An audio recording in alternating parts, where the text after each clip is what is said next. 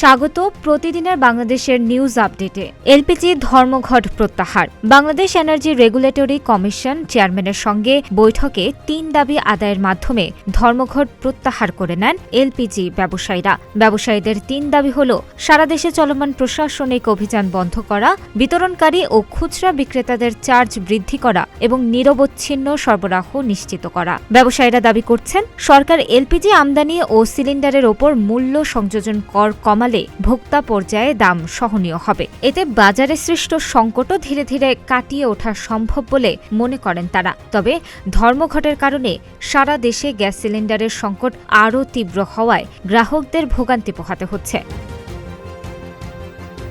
নির্বাচনের আগে রাজনৈতিক নেতাদের হত্যা, কার্যকর ব্যবস্থা নিচ্ছে না সরকার। মির্জা ফখরুল। নির্বাচনে আগে রাজনৈতিক নেতাদের হত্যার ঘটনায় কার্যকর ব্যবস্থা নিচ্ছে না সরকার বলে মন্তব্য করেছেন বিএনপির মহাসচিব মির্জা ফখরুল ইসলাম আলমগীর। শুক্রবার সকালে ঠাকুরগাঁও শহরের কালীবাড়ি এলাকার নিজ বাসভবনে সাংবাদিকদের সঙ্গে মতবিনিময়কালে এ কথা বলেন তিনি। মির্জা ফখরুল বলেন, গোটা দেশের মানুষ অপেক্ষা করছে নির্বাচনের জন্য, কিন্তু আইনশৃঙ্খলা পরিস্থিতি যেটা দাঁড়িয়েছে সেটাতে আমি খুব একটা সন্তুষ্ট হতে পারছি না। নির্বাচনের আগে রাজনৈতিক নেতাদের খুনের ঘটনায় সরকারের তরফ থেকে কোনো ধরনের কার্যকর ব্যবস্থা গ্রহণ করা হয়নি। আমরা আশা করব সরকার এ ব্যাপারে আরও দায়িত্বশীল ভূমিকা পালন করবেন। দক্ষিণ এশিয়ার সর্বোচ্চ মূল্যস্ফীতি বাংলাদেশে। নিত্যপণ্যের দাম লাগামহীন হওয়ায় মূল্যস্ফীতি নিয়ন্ত্রণে কোনো উদ্যোগই কাজে আসেনি। ফলে প্রকৃত আয় কমে যাচ্ছে ও সঞ্চয় ভেঙে খাচ্ছে মানুষ। পাবনার 2 আসনে ভোট বাতিলের সংবাদটি সঠিক নয়। সুপ্রিম কোর্টের আদেশে নির্বাচন কমিশন সাময়িকভাবে পাবনার 2টি আসনের ভোটিং কার্যক্রম স্থগিত করেছে, এমন একটি খবর ছড়িয়ে পড়ে সংবাদ মাধ্যমে। নির্বাচন কমিশনের উদ্ধৃতি দিয়ে যে সংবাদটি প্রচার হচ্ছে তা সঠিক নয় বলে জানিয়েছে ইসি।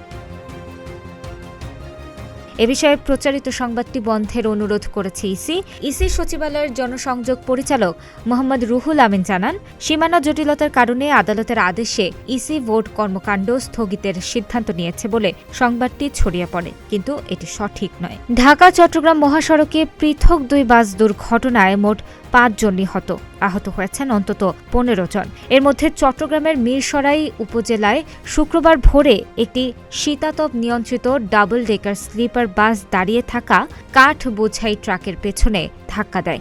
এতে 3 যাত্রী নিহত এবং 5 জন আহত হন। অন্যদিকে কুমিল্লায় স্টার লাইন পরিবহনের একটি বাস চান্দিনা উপজেলার তীরচর এলাকায় নিয়ন্ত্রণ হারিয়ে উল্টে যায়। এতে 2 জন নিহত এবং আহত হয়েছেন অন্তত 10 জন। ঘটনার পরপর চালক ও সুপারভাইজার পালিয়ে যায়। এদিকে ঘন কুয়াশায় মাওয়া এক্সপ্রেসওয়েতে বাস ট্রাক সংঘর্ষে 1 জন নিহত, আহত হয়েছেন 15 জন। ভোর 5:30টার দিকে নিমতলা রেলওয়ে স্টেশন এলাকায় এই দুর্ঘটনা ঘটে।